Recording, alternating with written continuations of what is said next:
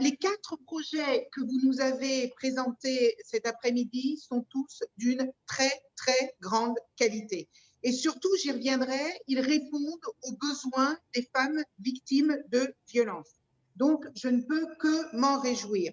Alors, il y a 3 ans, le 25 novembre 2017, pour être plus précise, vous avez réuni les associations référentes dans la lutte contre les violences faites aux femmes, mais aussi les grandes entreprises et les fondations, les startups, les institutions, ainsi que les médias. J'ai cru comprendre qu'ils étaient nombreux cet après-midi, pour lancer un combat sociétal majeur, celui de la grande cause Stop aux violences faites aux femmes. Alors, nous voilà 3 ans plus tard avec les résultats de cette grande consultation. Je dirais même une très grande consultation parce que j'ai cru voir qu'il y avait eu 400 000 contributeurs, 1 250 000 votes et 4 300 propositions avec 17 idées émergentes. Waouh, quel succès! Alors, ce succès, évidemment, témoigne, je crois, de l'importance prise par ce sujet dans notre société.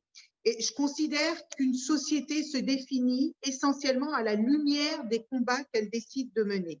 Et notre ressaisissement collectif à l'égard des violences faites aux femmes nous a rendus intransigeants face à ce fléau, et c'est tant mieux. Ce ressaisissement a engagé également la transformation de toute notre nation, qui porte désormais un autre regard sur un mal qui a été trop longtemps resté dans l'ombre et un mal qui a été trop longtemps tu. Et cet engouement autour de votre consultation en est, je crois, une très belle illustration.